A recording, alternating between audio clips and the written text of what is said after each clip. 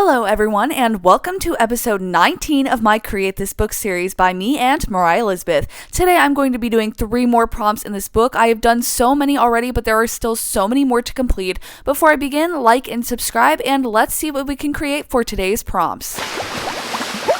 The first prompt of the day is to create a symbol. So I'm supposed to come up with an original symbol, and I've actually thought about this before. So I'm bringing in this scrap piece of paper, and I want to create a symbol for the soul. We already have one for the heart. We've got one for strength, at least in my mind. And we've also got one for the mind, including this little brain right here. So I think of those symbols when I think of a heart, strength, and mind, but I want to come up with a symbol for the soul. So let's see what we can create for this. First, I brought in my cup and created a perfect-ish circle, and then after that I wanted to bring my Ohuhu markers to color everything in, because you know I love my Ohuhu markers. First, I'm just outlining the circle that I created with my cup here, just to give myself an outline to put all of my colors inside of, and I have an idea for this, and I hope it turns out well, but for this one I'm going to be using the color blue, and my idea is just to kind of create a magical looking orb of some sort. I want it to be super pretty and kind of glowy. I want it to reflect, and I was thinking that they could kind of be different colors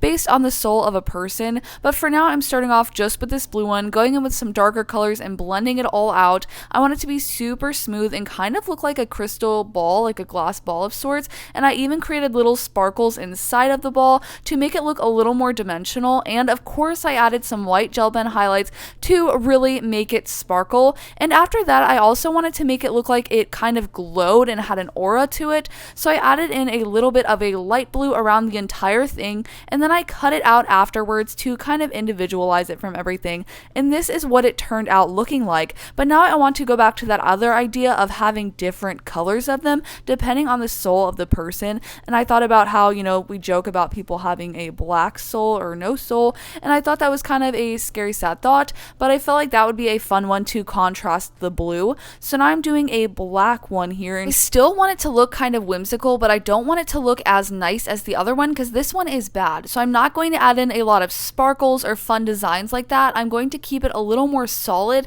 and a little more bland and direct, just to make it not look as magical and fun, because this one is a bad one, not a good one. So we don't want to make it look too pretty or too glamorous because it is not the ideal. So I added an aura around this one as well, and I think it's crazy the vibes you get from the blue one versus the black one. You can definitely tell that one is good and one is not so good. So here they are side by side, and here is the sparkly pretty blue one and the awful black one, and now I'm putting them into the book together, and here they are, and I decided to just label everything and write out what I created here. So I created a symbol for the soul, and then I drew out some little arrows to them, and then I said that the blue one was good and the black one was bad, and here they are in the book. And this prompt was super fun and challenging, but let me know if you think that's a good symbol. But now it's time for the next prompt, which is to create without thinking. So I quickly grabbed my Posca pens and started drawing a whole bunch of random colored blobs. It was really challenging to try to create without thinking. Typically I have to think so hard about what I want to do before I do it,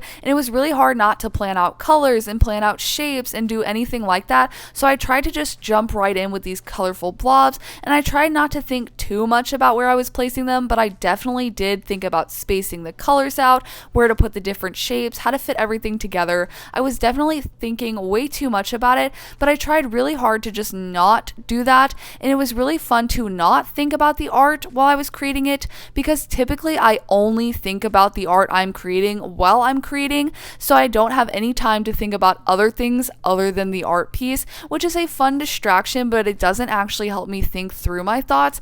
But in this case, because I was just creating a whole bunch of random blobs, I was actually able to think about other things while I was creating art, which was really fun and super relaxing. But once I had all of my blobs, I felt like it still needed more, so I quickly grabbed this marker and just started drawing out a whole bunch of random flowers and leaves all over these colorful blobs, and I think this turned out so beautiful, and I really didn't put much thought into it, but I definitely still had some thought behind the process. I knew I wanted each individual thing to have a unique flower and be a little bit different and special, and I knew I also wanted it to be super sketchy and kind of artsy in the style of it and not super neat. So that's the thing that I went with and the plan that I went for, and I think it turned out really well, and it actually really challenged me and pushed me out of my comfort zone to create something that I don't normally create.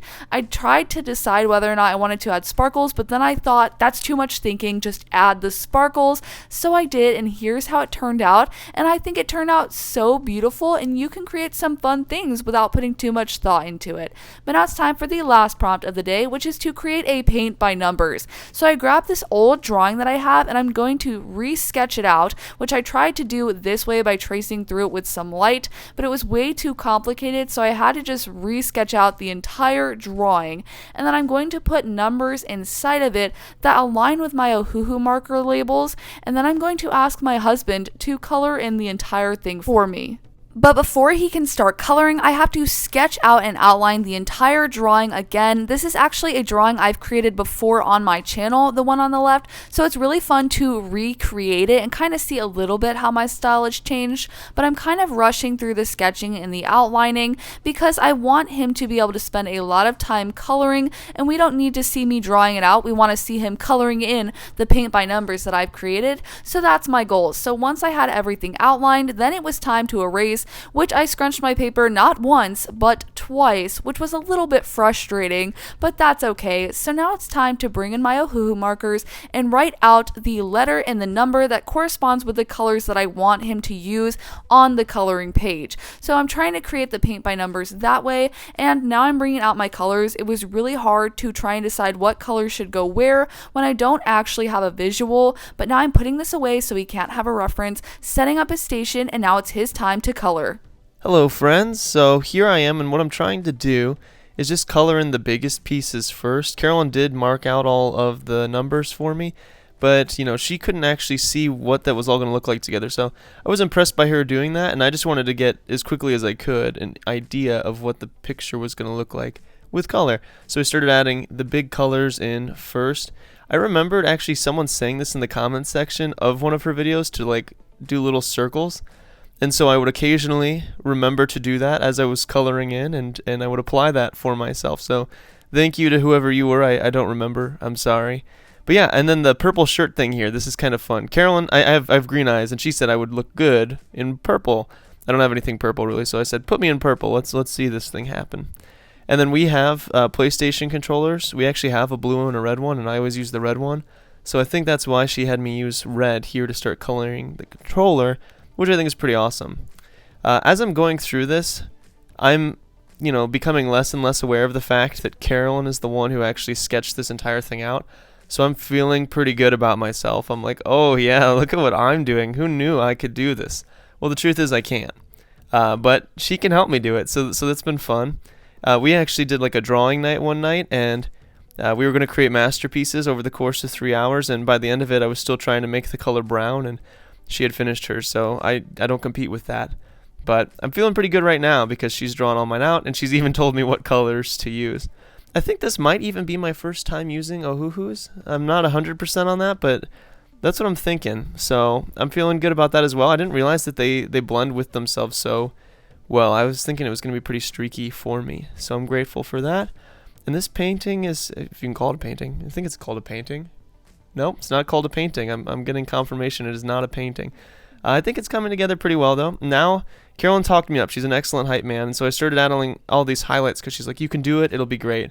And I did all right with my pepperoni, so I was feeling good. And then I just started butchering this controller. And she said, no, just commit. So I really committed, and that was a really big mistake. Sometimes they say the enemy of good is better, and I think I fell into that trap this time. But here it is, and I think it looks pretty good overall. Those are not my hands, but it's back to Carolyn. Now I'm putting his creation into the Create This book. He did such an amazing job, and it was so fun. Everybody say thank you to him for participating in this video. But let's take a look back at the first prompt, which was to create a symbol. And I created a symbol of a good soul and a bad soul using these kind of orbs and using my Ohuhu markers to create this magical effect of a crystal ball.